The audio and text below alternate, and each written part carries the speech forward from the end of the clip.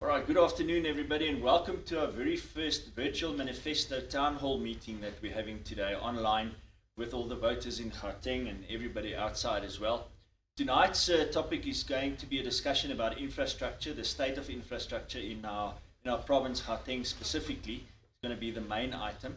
And then this virtual town hall will happen every single week at the same time, same place.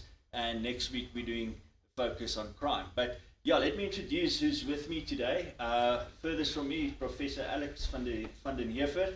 Alex, welcome to us. Alex is with the WITS School of Governance and an expert in infrastructure, and will share some great wisdoms with us about infrastructure and the concerns that we have. And obviously with me here as well is Msimanga, who's our Premier Candidate for Gauteng, who after the 29th of May will have to be the guy who helps sort out infrastructure problems in Gauteng via the government. But Alex, I want to start off with you. What is the real state of play with regards to infrastructure, especially in Gauteng and South Africa? Now, as politicians, we get quite animated and we get quite dramatic. Are we unnecessarily hysterical when we say that there's a crisis in infrastructure, or is there any truth to that? I think there is a crisis in infrastructure, and the crisis, when you get a crisis in something that involves long-term investment, suggests that the problem is not an acute one. It's one that's built up over time. And infrastructure investment really requires good strategic decisions, and then it requires very good leadership in execution. So your machinery and your capability to execute in a manner that involves clean government is absolutely critical to delivering infrastructure on time and where it should be. So we've seen a failure at the strategic level, and we've seen the strategy doesn't appear to be there, and then the investments don't hit the ground. And those are two things that have to be changed fundamentally for us to get back on track, because essentially Gauteng has a massive population growth, is a center of economic development in South Africa, and if it gets weaker and fails, we can't grow with one node. We can't just grow with the Western Cape. We have to have Gauteng, we have to have KwaZulu-Natal that are building South Africa's developmental capability. Well, I mean, you've been on the ground in Gauteng all over the place, visiting every single community, province. So we hear from Alex that we're not hysterical politicians, and that even from his point of view, there is a problem with it. What's the reality on the ground? What's the lived experience of the South Africans that you meet on the ground in Gauteng every day? Well, I think the quality of life, for the people of Gauteng has actually deteriorated because of infrastructure, a mess that we find ourselves in. Our roads are falling into pieces. Right now, you have certain parts of Johannesburg and Ekurhuleni where water shedding is actually a reality. Where, in order to be able to then pump water up a reservoir, they need to switch off other reservoirs. We've seen that happening. We have seen a situation where hundreds of thousands of jobs have been lost because of the inability, for government to guarantee the continuous supply of electricity. And that means that not only are you not able to then, get the economy going as we need to, but you are also now hampering on, the most of basics. I mean, access to water is it's a basic human right. And now that is something that, certain people are struggling with. I mean, you go to Fortsburg and the surrounding areas where if you don't get water at 2 o'clock or 3 o'clock in the morning, then you're not going to have water for the rest of the day. Now you can imagine, when we're going around and we're engaging with people that are living in old age homes, frail people who cannot even, be able to then bath themselves. How are they able to then go out there, go to tankers to be able to then get water? But over and above that, I think there is a longer problem, or there is a bigger problem that is not being addressed here. That, when we're talking infrastructure, most people tend to think that we're talking about roads and electricity, alone. But it goes further. Go and look at the state of our police stations. Now you go to police stations, certain of our police stations don't even have holding cells. So you're already sitting with, a shortage of vehicles. In police stations, and when you arrest people, you now have to take them from your precinct to another precinct using a vehicle that should be actually then patrolling. And these are some of the challenges that we're sitting with. You go to hospitals where people should be going to get health, but they end up going there to die. And not because, they should be going there to die, but because, the infrastructure hasn't been able to then support the population size that we're sitting with, the training and the training of our staff, but over and above that, the morale that, people who have to now use the same infrastructure, who are saying, look, I can't deal with this. I can't be expected to perform miracles. And this is, where we find ourselves in Gauteng. If you're watching this online, our town hall, we just want to invite you as well to post questions on the channel where you're watching. And a little bit later on, I'm going to ask our panel your questions. So please don't be shy and post your questions. Alex, you mentioned infrastructure investment as well as the strategic, maybe the lack of strategy that led to the situation that we have at the moment where we see infrastructure collapse. But it seems like government has always had a difficulty in balancing the investment in terms of in new infrastructure versus maintenance. I don't say prioritize the one over the other. From your point of view, is that part of the problem? What should they have done in terms of that balance? I think first of all, there's been a failure to maintain facilities and existing infrastructure over time. But it's symptomatic of the same problem of an absence of coherent strategy, because you can't stop investing. Gauteng is not a province that can stand still. There are provinces which have static population growth. Gauteng has massive population growth. It's got incredibly complex urban problems that it's going to has to deal with on an ongoing basis. It has to do that with revenue streams. It has to have a functioning economy that can generate revenues for public functions. And public functions, when they are delivered, must actually impact on economic growth. It must crowd in private investment. So public investment drives private investment.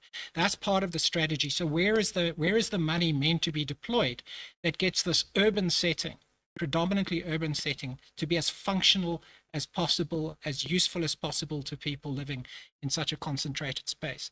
You get that wrong, and you have failing structures. It doesn't become an environment where private sector can invest that impacts on government revenues and impacts on everybody's willingness to invest over and above public investments.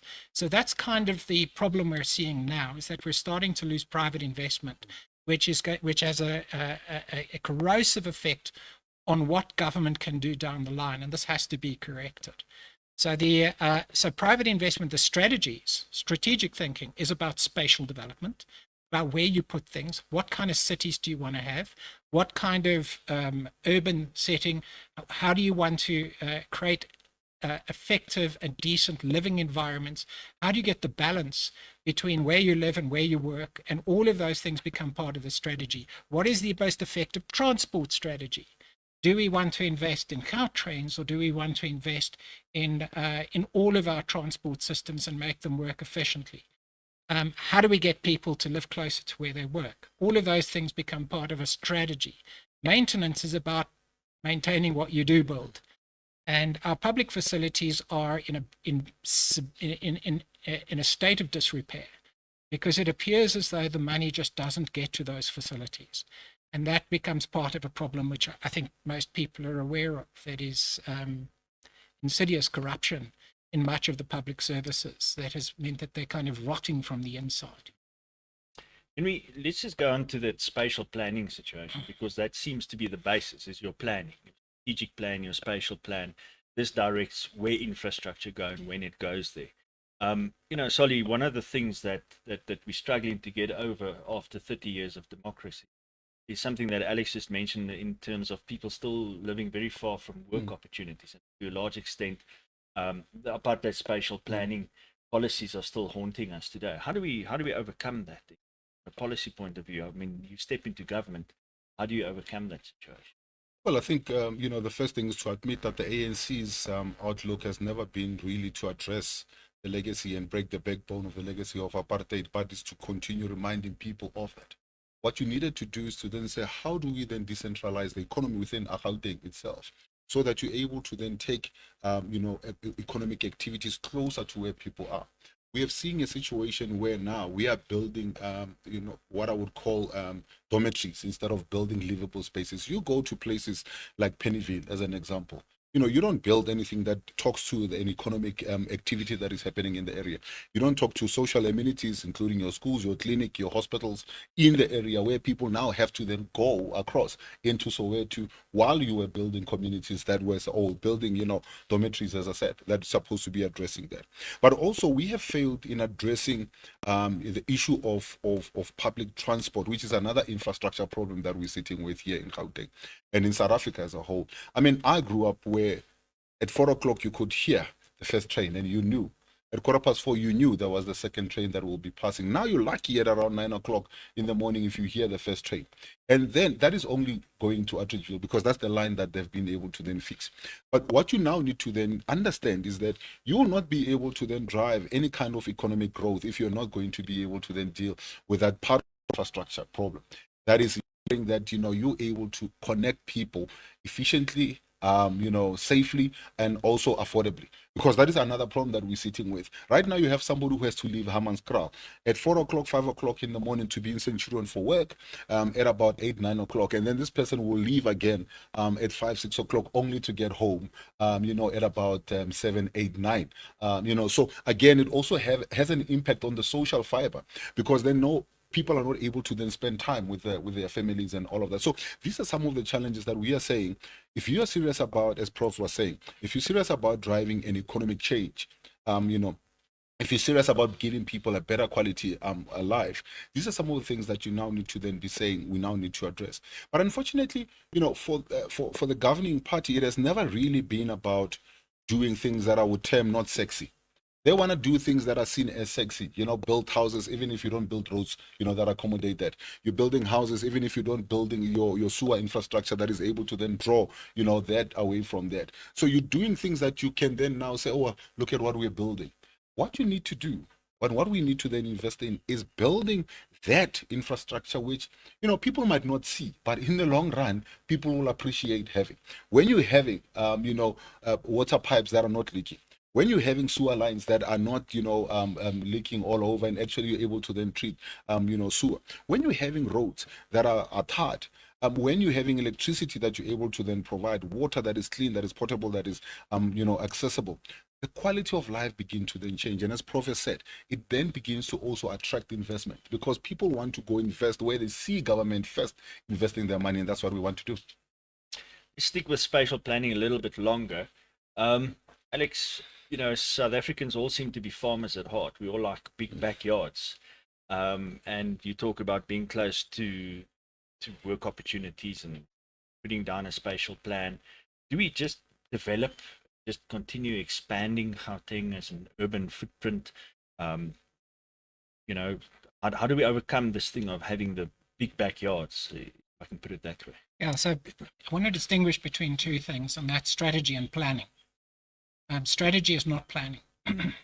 And so a lot of what government tends to do is to have an APP, have a sort of annual performance plan, something that they do. That's not strategy. That's very often a strong indication of just continuing with what people did before.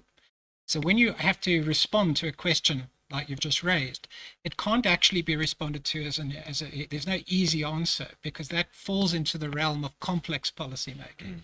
It is fundamentally about strategy. And I would talk about two types of capability that needs to be rehabilitated in the South African state. The one is the capability to make strategy. And strategies aren't detailed APPs. Strategy is what are the key interventions that will make the big difference overall. They're not the stupid, wishy-washy ideas that populists tend to throw about. They're actually the sweet spot. And those aren't 100-page documents.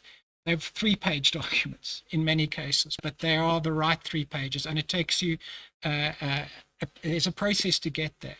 There are also strategies that you continuously reinvent as you go through, because if you're doing something new, there's the possibility that you don't know everything about what's going to happen, so it must be altered en route, and you must have the capability to redirect and reinvest in that strategy where required, learn from what's not going right. The second is the capability to execute. Okay, so the one is the capability to strategize and the other to execute, and we've lost both in the South African government across large swathes of South Africa. And so we have bad strategy and we have bad execution of whatever comes through. And bad strategy is when somebody has a pretty document that connects with nothing. And that's actually not good policy. It just means people don't know what they're doing. And good execution is where you're able to match your strategies with execution. It means that the machinery for getting things done has to be invested in. They aren't always the structures that do the strategizing, but they are the people that make things happen. So you need both to invest in that. So investing in capability is probably one of the first tasks. Continuous investment in that capability will improve the quality of the strategies that are implemented. Now, the complex problems like spatial development, like dealing with apartheid spatial planning, etc., are complex because whenever you've done something like that, you've generated vested interests all over the place. You've generated complexity in the environment. Overturning that can't be done overnight. It's complex processes. It's careful thinking. It's very strategic interventions. It's not going in with a steamroller. That takes good quality people.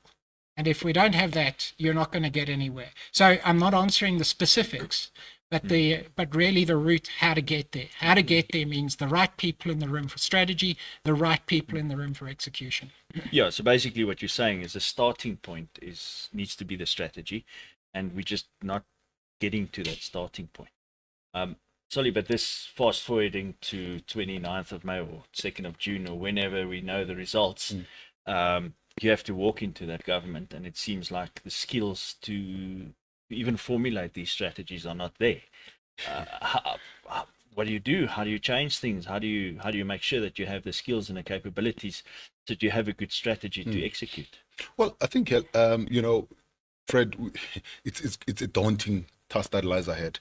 What we've done, Prof, is that we have said, and we've looked at as an example, we've looked at the backlog infrastructure-wise, and we said, well, what should have this infrastructure looked like, since the last time that it was actually then properly maintained, and actually even, future plans being put in place. Because I can tell you right now, the last time that the South African government has ever taken the stats into account when it does its own planning and projection was almost 15, 16 years ago. Gauteng has changed drastically in that, as Professor was saying. And then what we are now doing is to then say, what should this infrastructure look like right now? And then we have now gone and started saying, where do we start? Because the reality is that you're not going to have enough money. So it means that you now have to then say, how do we then start by, upgrading that which you have before you build, so that you can stop the bleeding, because municipalities are bleeding. Rainwater comes and says, you owe me this amount of money. Eskom comes and says, you owe me this amount of money. There's an economic, impact as well when people are not able to get to work on time because of, your road, bad roads that are there.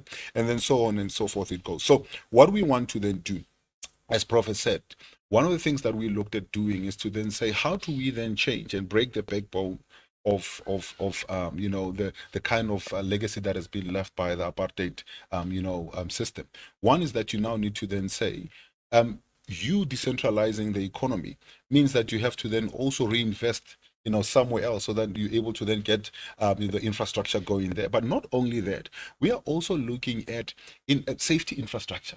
So not only are we talking about fixing water, electricity, the roads, we're talking about how do we then introduce, systems that are able to then ensure that we're able to then monitor each and everything that is happening in our areas. We have now an escalating amount of crime that is happening on our highways, in our hijackings and all of that. How do you deal with that?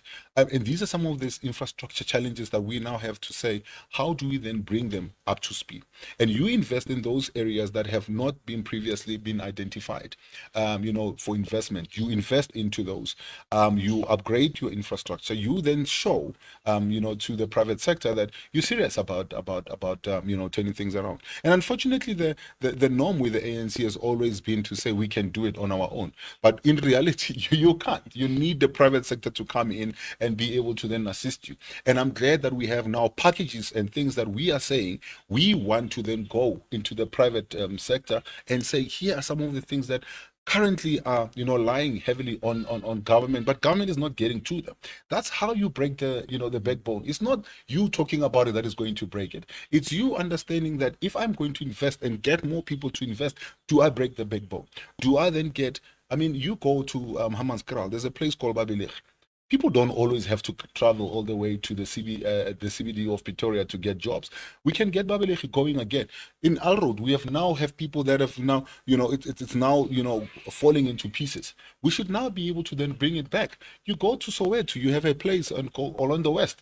Orlando West had an industrial area. What is happening to that? So you need to then ensure that you're able to then build the economy around that. But you doing that is you investing in the infrastructure. And as I said, the safety as well. Now Soweto is not even attracting the amount that it can actually attract when it comes to tourism, as an example.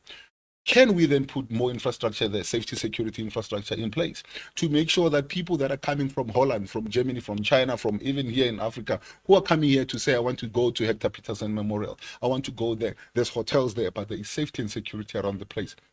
That's how you get, that's how you get your infrastructure talking to breaking the backbone of the apartheid system. That's how you're able to then get people into jobs. That's how you're able to then give people better quality life. Alex, you mentioned the importance of investment in infrastructure, but what Solly is also saying is that there might be limited resources available, not enough money in government in order to do that kind of investment. So how do you arrest degradation, maintain and invest in new infrastructure within limited means? What would your advice be to a new government? Well, the first thing is not to be dragged down by crises. So that effectively means that you've got to deal with, on the one hand, a strategy around improving what is, but you also have to implement a strategy that looks forward, and you have to do them simultaneously. You cannot allow the crises of today to limit what you're attempting to do going forward. There will never be enough money. So the issue, the challenge of government is operating within constraints. It's finding out new and innovative ways of solving problems. You don't always have to solve problems with the same methods that you did 10 years ago. But if you're strategizing effectively, you're starting to see new things. The other thing that is required is really to enable actors outside of government to become part of the process. So government is very powerful in enabling. It doesn't have to do things, but it can enable context to solve many problems on their own. If we look at the dynamics that have developed now, let's say just within infrastructure, people basically attacking infrastructure, sabotaging it, stealing it, etc. That's a function of both inequality, income inequality in South Africa, but it's also because lots of criminal syndicates tied into people in government are actually now invested in destroying South Africa's infrastructure. So that part can be reversed you can reverse that, but you've got to turn it around so that people basically use these assets, become assets for everybody. So essentially that does require a very careful look at how we move forward and a very, very careful deployment of resources. I would argue that there is sufficient economy in Gauteng and capabilities, both within the public and the private sector, to completely turn Gauteng around. This is really an area that is historically, if you had to look at it, was originally a mining city. It's farming, mining. Mining is no longer what Joburg does. And yet it is a highly diverse economy where millions of people have migrated. Where people migrate, it means that there are opportunities.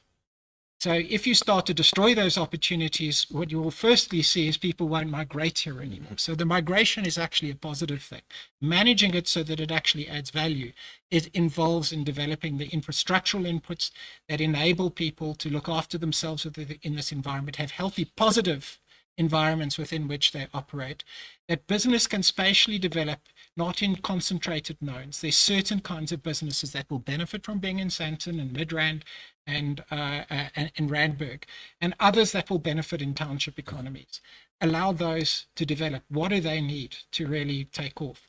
We have a social grant system that has actually put incomes in the hands of many people who are relatively low income in township economies. You want to make sure that that money is basically creating jobs within those township economies. That plus other areas are where you want to go. The other issue is that Gauteng is a major logistics hub. It's not just a tourist hub. Logistics is really important in South Africa, so that somebody, if you go to many places, they will have fruit farms that produce produce that are being in Sainsbury's in the following morning. That's what you can have if Joburg, if the Tambo airport is also there for immediate export to key environments around the world. This, as a logistics hub, is very important, and we need to develop that infrastructure so that people can easily get their products from one area to another. That's part of growing an economy. So it's a lot of potential, and the diversity of the Gauteng economy is the biggest plus. It's the most diverse economy in the country. You shouldn't have to lose. And people always say there's sort of two tendencies. A business that doubles in size loses 15% of its productivity. A city that doubles in size gains 15% of productivity. We haven't been.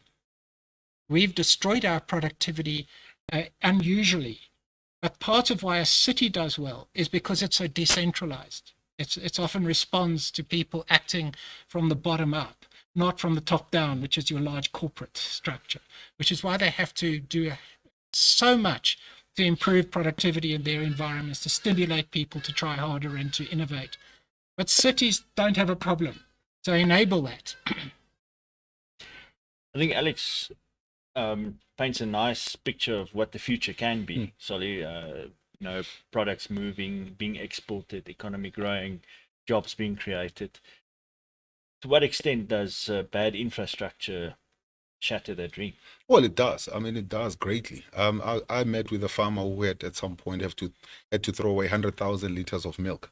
And you can imagine what that meant in revenue, what that meant, for the farm workers that are working there. It's at a small scale farming, or at that farming level.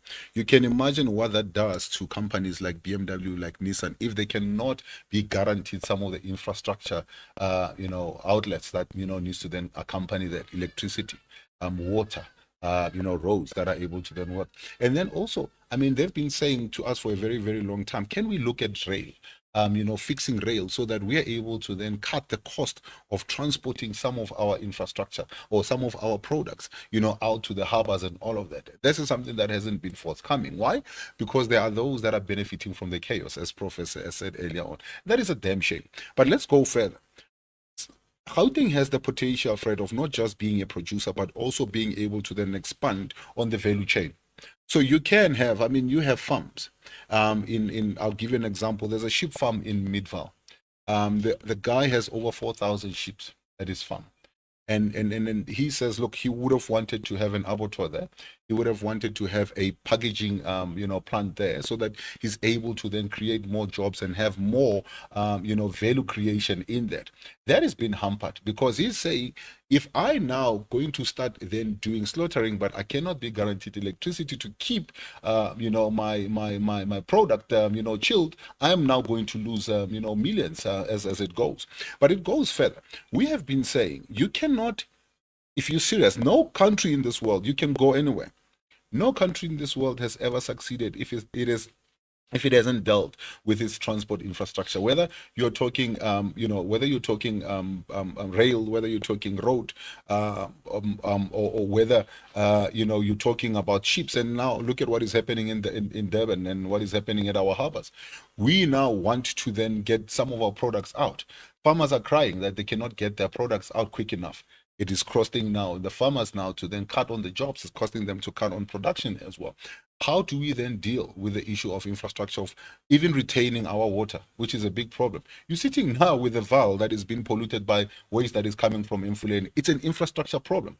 The farmers, and not only the farmers, the people that have to now consume that water, what quality of life are we giving them? What quality of products are the farmers who are dependent on the Vaal River system is actually then being able to then produce? So for me, fixing our infrastructure is core to anything that this government must be doing. If you're not going to fix your infrastructure, forget about everything else. And I've given you examples about hospitals and clinics where, the falling of infrastructure has actually led to people getting inferior or no service at all.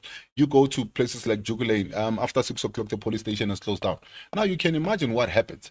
because there's no electricity in the police station. The police station is regarded as not being safe. Policemen and women at 6 o'clock will shut down. Now, crime doesn't have operating hours. They don't have office hours. It happens every time. And if we're able to then deal with that, deal with your infrastructure, I think it will go a long way in assisting us to really turn the lives of the people around. And I think it is doable, as Prof has said. It's about committing to doing, for me, the basics first. Don't talk about all these fancy things if you're not going to be able to do the basics first. The basic is that pipe that needs to be replaced, that asbestos pipe that is 72-year-old in Gauteng, as an example. Let's start there, because you are now losing 40% of your water. That means that municipality now cannot even save money to be able to then invest on other infrastructure, because now they're losing towards now paying rainwater, as an example. So I'm saying start with the basic, fix your infrastructure, your basic infrastructure, and then you can then build up from there. And when you build up, you'll see that the private sector is now much more keen to then come in and then be able to then work with you. Right. Remember, if you're watching online, that you can post your questions online, and we will pass it on to the panel here. Alex, I just want to come to social infrastructure, basically. I mean, not all infrastructure are pipes and cables. We also build hospitals, police stations, and these kind of things. And you earlier spoke about the private sector possibly wanting to join the party if there's a good strategy in place. What do you think are the opportunities for partnerships with the private sector, especially with things like building and maintaining hospitals, police stations, these kind of infrastructure? Well, there's partnerships and there's straightforward procurement. So what we've seen at the moment is that straightforward procurement has failed. I mean, in essence, there's a handshake between the private sector and the public sector when you procure. Partnership is essentially often required where the capital is basically smoothed over a long period of time. And so public-private partnership arrangements, they can be expensive to set up. So in the way that it's regulated in South Africa at the moment, so they don't happen very expeditiously. So a large project could take many years to take root. So you have to find faster ways of getting partnerships. You have to make sure that procurement and partnerships are that there is a capable public party that can cooperate with the private party. So the biggest problem that much of the private sector would have is that they're absolutely willing, but government itself is often failing to be able to actually relate to them. It's not just that there's an ideological issue, it's the fact that there isn't a structure that can deal coherently with projects that are set up along these lines. So they're badly managed, badly supported, and new ideas aren't coming through. So there is that, but in terms of lots of social infrastructure, our greatest need is for the conventional supply chain processes to operate efficiently. And part of that is also, if we had to look at hospitals, is that the decision making for maintenance has to shift to the hospital CEO. There has to be one captain of the ship, and all maintenance must be run by them, not by another department. And that's part of the problem. But we've also seen a problem that the CEOs are corrupt. And so you can't just put a CEO in there with a lot of delegations and expect that they're going to actually apply their mind correctly. There's a possibility they will use their discretion for their own private gain. So you have to put in a governance structure and accountability mechanism that supports decentralized decision making. That's critical. You have to push these decisions closer to the ground, but you cannot just give people wide decision space without a structural system of oversight and supervision that's more immediate than a parliamentary structure. And when you do that, it means that you can now allocate a facilities budget to that person, and they then carry out their own strategy in their own time as they need it. If a light bulb goes, they repair it. If a roof leaks, they fix it. They can do preventive maintenance. It's their responsibility to do it, not some other department. And part of the problem that we have is that there is such a distance between the people who are responsible for the maintenance and the people running a facility that the stuff you can see around you just never gets done. You have to create immediacy in these decisions. So that's a large part of our social infrastructure is affected by the fact that we haven't decentralized the decisions and we don't have the right accountability structures in place for decentralized decisions. Tembisa Hospital is a classic example of where delegations were given to make procurement decisions up to 500,000 Rand, and R1 billion is thrown out of that, drifts out of that hospital in 12 months. And nobody in the province stops them. I mean, it is an absolute scandal. But that is what happens when you get the mix wrong. That the right thing is delegate. The wrong thing is just leaving the discretion at that level without supervision, a properly structured framework. And this is what potentially needs to be done in South Africa. These structures require legislative frameworks that decentralize properly. And that creates the longer term solution for capability at a lower level of the system, the people closer to the ground making the decisions that they can see are needed. You don't need a fancy KPI system. You don't need lots of information and databases. They can see the roof has got mold, fix it. And if it isn't, remove the CEO. If the CEO can't manage that, now you know who can't do their job, because they had all the power to do it and they didn't do it. Remove them, put somebody in place that can.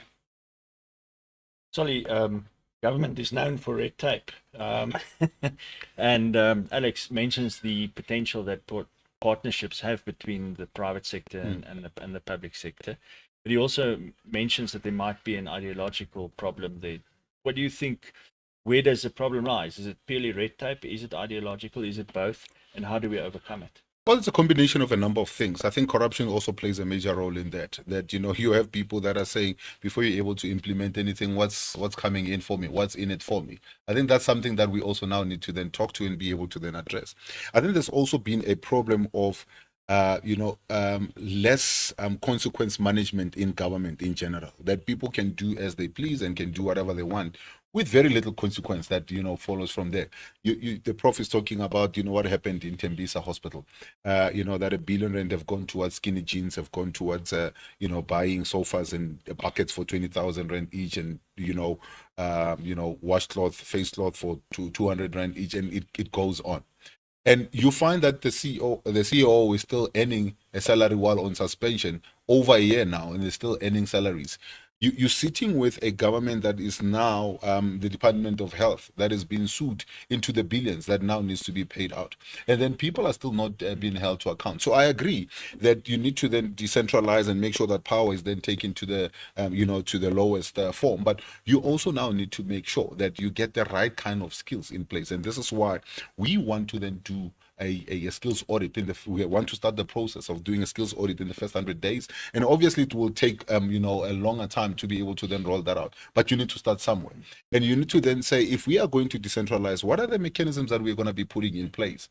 Who are the people that are going to be helping us to then deal with this, so that you then have a situation where decisions are taken much more faster, services are able to then be provided to the people a whole lot more quicker. I mean, I'll give you an example of, in I think it was in Charlotte Maxake, where operations couldn't happen at some given time because what? They couldn't even pay somebody who's a service provider who's holding on to their linen.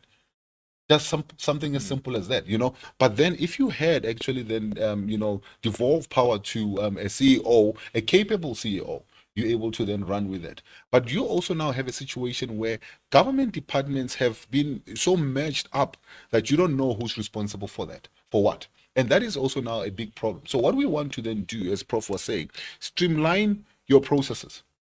Who is responsible? Who do I hold accountable? I'll tell you right now, some of the infrastructure is falling apart. You go to the Department of Infrastructure Development, they say, no, it's the Department of Health or Department of Education. You go to the Department of Education and they say, no, we're not responsible. It is that department or that department. So we need to agree who's responsible, get people who are qualified and people who are fit to do the job, and make sure that you're able to then hold these people to account. I said we must run government like a business, not make a profit, but run government like a business where people have, and I'll maybe Prof that doesn't want to hear this, but I do believe that KPIs that are informed by what is made available to you in terms of resources, plus what should be the outcome. Because that's how businesses do run and run successfully. You are told, here is a plant that we have. This is, the capital that we're investing in this plant. We are expecting to have this at the end of the day. And if you are having a CEO that in the contract that you're signing with the CEO, you say, these are the things that I'm going to hold you to account for. That's what you do. But unfortunately right now, because it's a buddy system, comrade hiring comrades, and you cannot hold anybody to account. That's why you end up having a situation where nobody is being held to account, yet billions of rands goes down the drain and gets to be squandered. But lastly, Fred, we have also said you need to then ensure that every cent that you spend has an impact on the ground, because part of the problem is that government always goes out and spends, but it is the impact of that service is not felt on the ground. You hear them saying we spent this amount of billions or this amount of millions on this thing, but you then ask the people on the ground who are supposed to then be benefiting out of that. I can give you an example. We've spent over 2 billion rand with the Alexander Renewal Project. What has that yielded us? We've spent billions again in the what do you call it? The Mfuleni Renewal Project, Everton Renewal Project. What has that given? That was supposed to have given us infrastructure that was supposed to get the economy of these areas going, but in fact the people are much more poorer in those areas. The people are actually they're struggling to even access the basics when it comes to to services, and this is something that we also now need to then deal with going forward. Right, we've received a couple of questions from our Facebook page. The one you've actually just answered, but Alex, one of the questions that's been asked is about government agencies. Now we know that there's GFAR that's supposed to look at alternative funding to fund new infrastructure in the province. Do you think government agencies like that could play a role in assisting to invest in infrastructure, or do you think it's something that should just be incorporated into a government department? I think so I go back to the issue of where does the strategy come from? And strategies do need to be creative. And you don't necessarily get creative strategies from the top alone. So you have to think very carefully about how you structure the process of getting the right strategy. Once you're executing strategies, you don't necessarily need an agency unless it's specialized to execute particular functions and it's good at doing that. If you've got good government departments that can procure efficiently, do it there, create the right rules, the right framework. It doesn't have to be creative. It just has to get the job done. So what we've seen as a proliferation of agencies within Gauteng and within the various metros is that these have actually been used to reduce accountability for the transfer of funds to outside players. These have been sources of quite clearly extensive corruption and the employment of people who shouldn't be in government. They haven't delivered anything, and they don't have to, and there's nobody who can hold them to account. They're structured to have political appointments in them. So when you create agencies with that kind of idea in mind, they will fail you. You can close them, but there will be agencies that are going to be very important going forward. There can be agencies which can be very important as with regulatory functions, agencies that have specific narrow briefs in terms of procurement. You can constitute special purpose vehicles that can drive a particular public-private partnership. And it's unique because the private sector wouldn't have created it unless you created the rules of incorporation around that structure and went out to tender and say which consortium can actually take control of that strategic vehicle. So then there are so many ways of creating institutions to deliver. So there isn't one particular model. But when you do create it, it must have a coherent purpose. And it's when you see what's being done with many of the Gauteng agencies and the metros, that's where a large part of the money is being lost. Whereas 70% of the budget goes to personnel for an agency that has a capital and investment function. That means only a small part of its budget can actually be used for bricks and mortar. And of that, probably 40% is lost to straight corruption. That's not a very functional agency, and we're seeing that over and over. So Matsayo Tremor says that, referring to Cambridge School, which is a container school but wasn't completed, and asks, how do you ensure that the government don't give contractors the money before the job is finished? Well, I think there's two things or three things that we now need to talk to in there. First of all is getting capable people who are able to then deliver. The second thing is ensuring that internally your system, your contractual systems are in place, that you're able to, on an ongoing basis, you're able to then check that you're about to hit, a wrong turn there.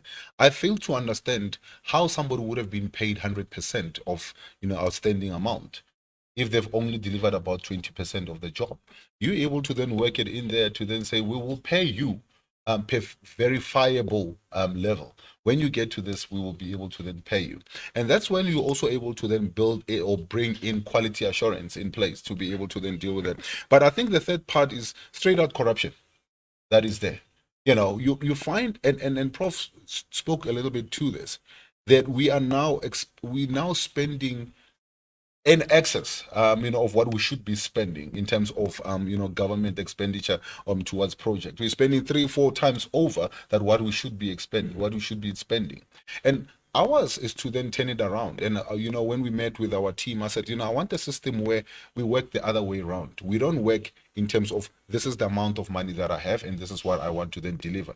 You should then be able to then say, this is what I can get in the market with this, and then you are able to then work your way in.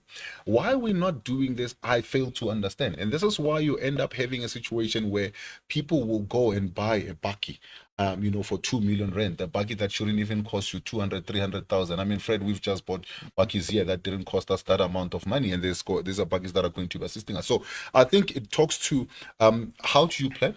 It talks to how do you then budget, and also how do you then make sure that you're able to then have proper project management, that you're also able to then hold people to the account, in terms of what they're able to then deliver. But this last thing that I think is important to then bring, the ANC has become masterminds in terms of ensuring that they spend much more money than they should. They will allow a situation where a school that is built somewhere, brick and mortar school is built somewhere, they will allow the school to deteriorate to a point where now they're claiming that they cannot use that facility anymore. They have to now go and hire tents or hire containers, and then be able to then transport these kids. You're talking hundreds of millions that are going to be spent every year renting or hiring, containers and paying for the transport. The same amount of money that could have been paid to fix the infrastructure that is in existence. And that is where the problem is. And then that's what you need to then address going forward. If I just say that there is this upfront payment for projects has been argued to be required because of these are small developing businesses that people are attempting to promote, and they don't have the in-house capacity, so we're paying them upfront to develop some capacity. The reality is that it's a corrupt deal. And that is why you have open holes in the roads. You have incomplete projects all over the place because people do a little bit of work and they walk off with the money. And so the loss of budget to these kinds of projects is vast income. Yeah, I think I saw a project like that, the K46 or William Nicol Road extension through Diepsloot. I mean, that's a project that should have been finished 3 years ago, but cost double, and is it the second contractor. So finally they're getting to finish it, but it at a huge cost. So we've got a little small audience here tonight, and one of the people who wants to ask us a question is Alan Fuchs, our Shadow MEC for Infrastructure. Thank you, Fred. 2 questions for Prof. Prof, this last year, the Infrastructure Department in Gauteng managed to complete only 52%. Now, we've heard you talk about the strategy and execution that's a problem. Surely there's tell reasons why you believe they continuously fail. The second question relates to local government. I think we can agree local government is our Achilles heel when it comes to infrastructure development, maintenance, and service delivery. Now, there are mechanisms that exist, both constitutional as well as legislative, which allows the province to monitor, to measure, to investigate, and to support local government, either in financial or technical terms. But it's not being done. It makes no sense to me why they don't utilize that opportunity to improve level of service. Why do you think that is?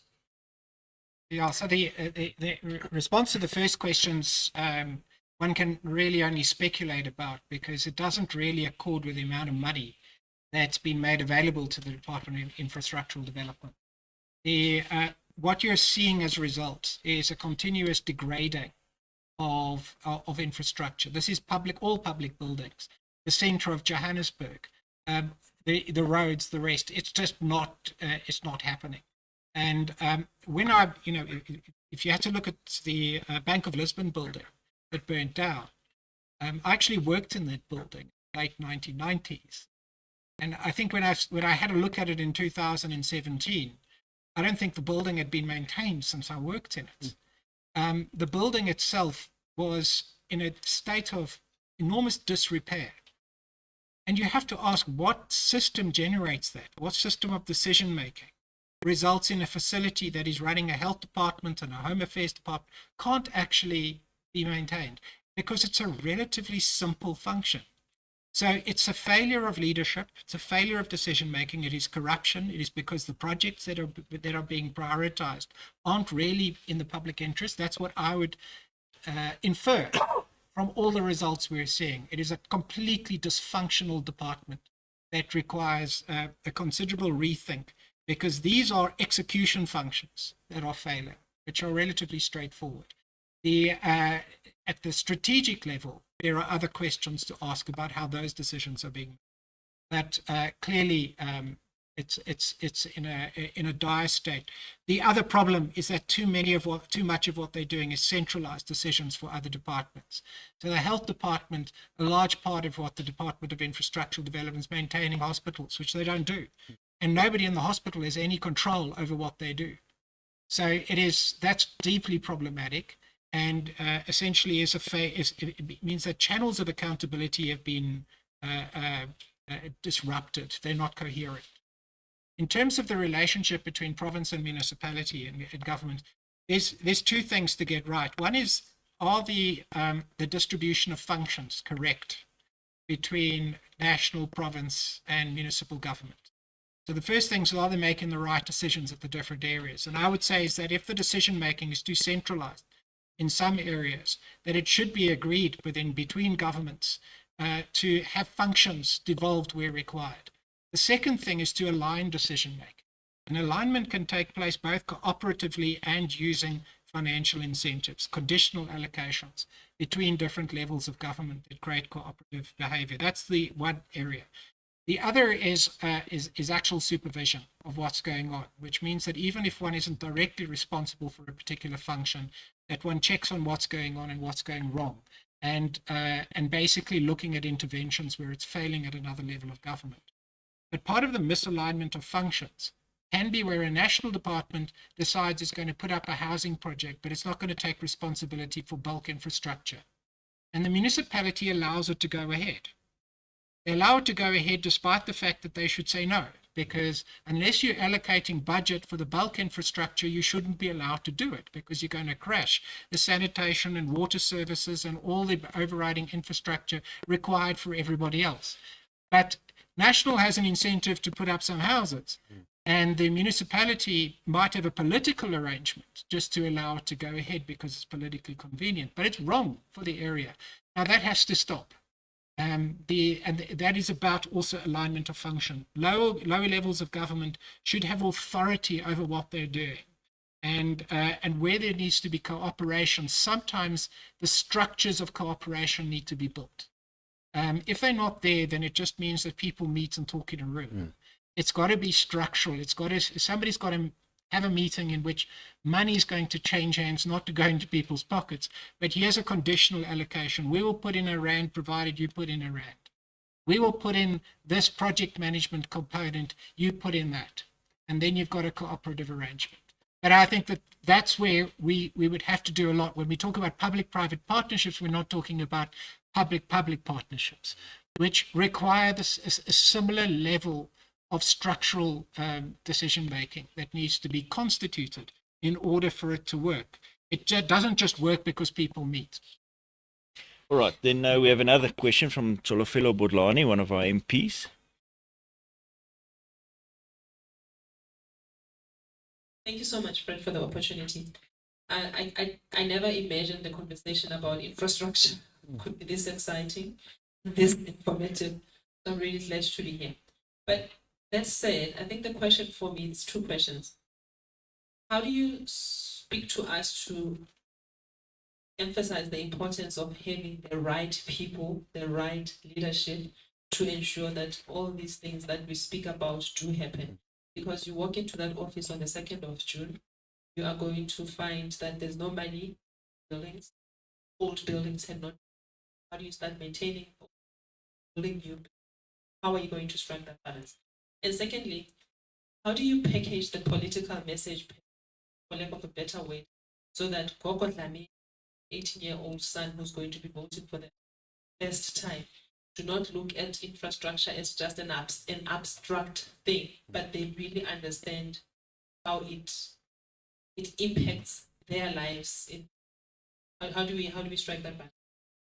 Yeah, so Solly, that cable underground has no impact in your life until it fails, right? Yeah. So, yeah, maybe start with the political message, and then both of you can go on to the importance of having the right people appointed in government.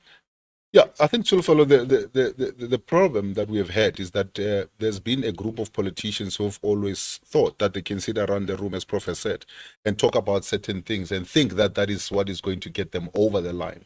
But what we have done here this time around is that we've spent the last 2 years talking to experts in different fields. We've spoken to people who are engineers working in the private sector. We've spoken to people who are designers of electricity infrastructure, who are designers or who are working with water, who are working with roads, and how do we then fund some of these projects? So you're also having conversation with the private sector. So we are now working around a strategy that says there is a plan.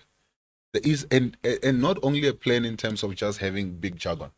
There is a plan. Ugogo must understand ukuthi kunayo lento lena iplan esinayo ukuthi izofikisa lawo ma service kuye. We are saying we want to then make sure that ugogo gets water and electricity. We want to make sure izukulu zakagogo bathole imisebenzi, and you are not going to be able to do that if you're not going to fulfill what the private sector is saying to us do.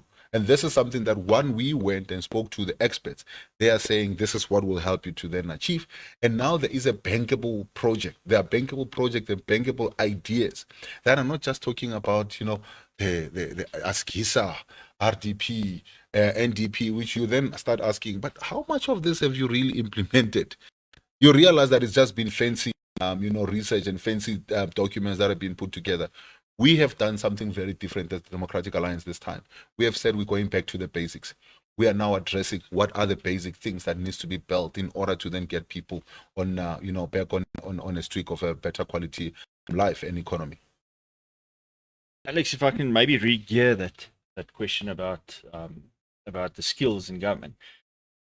In your opinion, how hollowed out is government, or do you think there are skills that one can just need to apply properly or bring to the fore in order to get to the point where you say formulating and implementing strategies? So I'd say that we've got weaknesses currently at the leadership level within government. We potentially have many leaders in government, but they're not in levels where they can make decisions or they can influence the process of strategy. They're essentially have to watch. They're passive observers of what goes on. That's often what you will have in very bad organizations. So bad organizations are kind of top down, and the top guy makes all the decisions and does nothing, and or doesn't understand what to do. Good leaders effectively are immersed in their field. They have a deep understanding of what they're attempting to achieve. They're not parachuted in. They're immersed. That means they've got an intuitive understanding of the right decisions to make, but they know that they are not the ones who are going to create all the ideas. So it means actually engaging with your organizations, with the external actors in order to get the right area. But they have the capability to say, after all of that, this is the direction. We're in the ballpark. Now that's a good leader, and those aren't everywhere. You have to select them. That's the problem. If you've just parachuted people in without that capability, you've got a whole lot of people in key decisions to make decisions, and they're all over the place. They're drunken machine gunners. So you basically have to put people in positions that should be there, and the processes of selection are very important to get there. So I would say that, but part of the development of new leaders over time is that your lower management are the future leaders, and there are going to be many good people in that. How do you get them up through the system?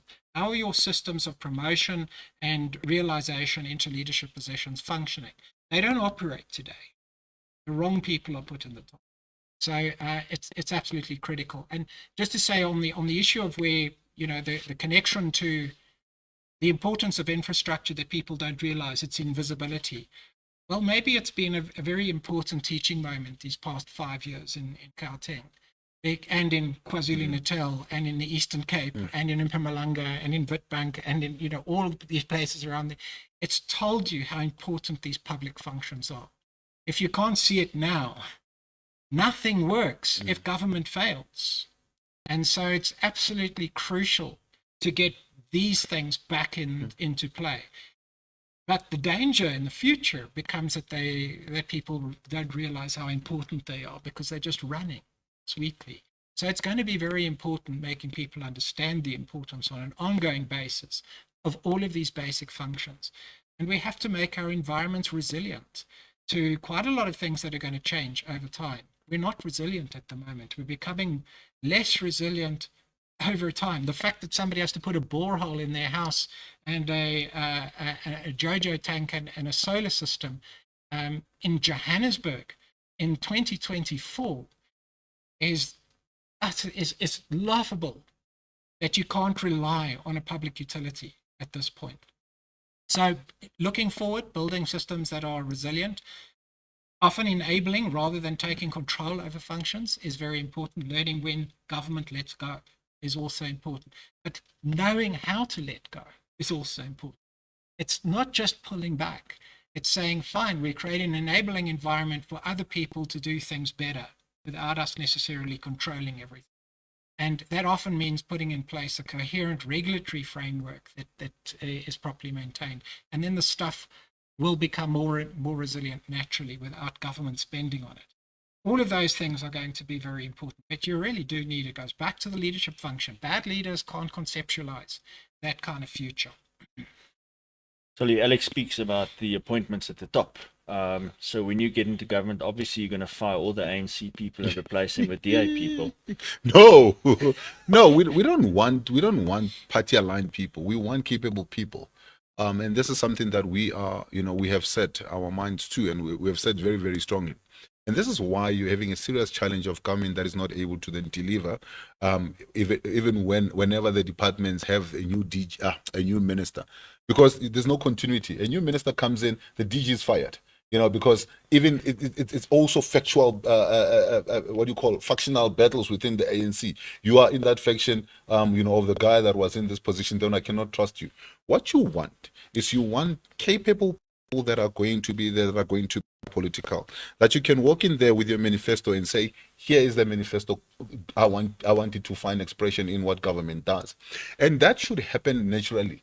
I mean, in countries that are functioning, you can go to Germany and see how this has actually then worked. I mean, while they were still trying to negotiate the coalition and putting together a coalition, the work of government was still happening. Waste was being removed. The police were doing what needed to be done. Transport was there. Everything was running. That's what you need. You want officials that are officials, not politicians masquerading as officials. You get that. Irrespective of what happens, A, you will not deal with issues of sabotage. B, you will not deal with people that are on every turn giving you excuses why certain things cannot be done. But these are people who are saying, this is finding expression in your manifesto. I'll make sure that it gets to be done. And these will be people that will be able to then tell you when you are wrong. And not because they are politically, your juniors. Then you can then tell them you will do this. You want officials that will say, no, this is wrong, but this is what we can do. And you want officials and you want politicians that will only do an oversight role in terms of what you give guidance, in terms of where you want to go, and you play an oversight role. You don't get involved in supply chain management, processes. You don't get involved in then the appointment of the lower people, because then that's when you're also creating challenges, with some of the senior managers who are now being undermined by people lower down, because of now they have the ear or the attention of a minister or an MEC or the premier. That's what we don't want as a Democratic Alliance. I think we've seen that in the Western Cape. We're seeing that in Midvaal, and this is why we're having the kind of success that we're having in these places. as Alex says, strategic leaders who are immersed in what they do. We're running out of time, but we've got time for one last question from Kingsley Wakeland, one of our MMCs from Tshwane, who knows what it feels like to walk into the difficult shoes of government. Kingsley? Thank you, Fred. A question to Solly, very pragmatic question, affects all the infrastructure problems that we see. It's the matter of construction mafias, matter of business forums. Yeah. It's a national problem. I'd like to know, in Gauteng, we have got serious problem even at local government level. And it does not just affect government projects, but it affects private projects and developers in our province. What is the message that you're going to give them going to govern? Yeah. Well, you know, the issue of the 30% was been a noble one when it was initiated, you know, when it was brought in as policy. Because it then says if government is going to spend a certain amount in an area, that you must then ensure that the local community does benefit. But somehow it got hijacked by criminal syndicates who are then going without even bringing any value to then say you will pay us that 30% without even creating value. So a number of things needs to happen. One is that we now need to then crack down on the syndicate, because these are syndicates. They're not just opportunistic, you know, people that are just jumping from area to area. It's a syndicate of, and the syndicate also include people that are officials, by the way, who will go and say to these people, this is how much this guy is getting paid. This is when this guy is getting paid. And then you can go make your demands. And that, so you have to deal with this criminally as well. But you have to get the community behind you. How? The community needs to understand that, you know, the delay in rollout of project means that they are not able to then access the service which is then supposed to be rolled out or supposed to be of benefit to them. We need to then understand that, or we need to then get the community to understand that they need to be on our side to help us to stand against, you know, these kind of things that, you know, that are happening.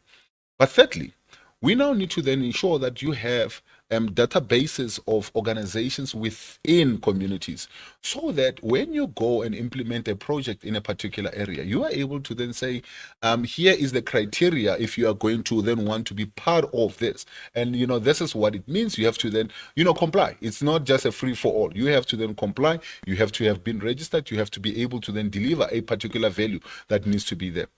If you're able to then do that, I think we'll then deal with the issue of the so-called you know, construction mafia, and also the business forum. But you know, some of the, if you look at the history, some of these business forum people have actually been used politically as well. So when people were fighting politically amongst themselves, then the business forums were then used to then frustrate the delivery of services. And now these people are now feeling entitled and feeling protected by those that have the political power. And this is why you find that in places like KZN, when you go and submit a tender, you have to then go with, you know, 12, 14 bodyguards, where you find that people are shooting each other in front of, you know, in public. It's because, you know, the people who've gotten emboldened because of their close proximity to political figures, and the feeling that you know, they can then just do as they please because of you know, that proximity. But I think we need to then, fortunately from a DA perspective, have those holds. We don't have anybody that we own or we owe anything that we will not be able to then deal decisively with this kind of thing. And this is part of what we also want to then introduce in terms of our devolved power with the police, is to have a unit that is able to then clean up these things. You cannot have a situation where people rock up to a site with AK-47s and rifles, and then you find that the, you know, a site is being closed without any kind of repercussion then taking place. That is something that has to stop with immediate effect. Gentlemen, we've run out of time on a very insightful conversation that we had about infrastructure tonight, much more exciting than what people might think. Prof. Alex van der Heever from the WITS School of Governance, thank you very much for your time and joining us. Solly Msimanga, our Premier Candidate for the DA for Gauteng. Solly, thank you for your time as well. So next week we'll be back with another town hall, same time, same place, and we're going to speak about crime. So please tune in next week and pose your questions. I'm Fred now.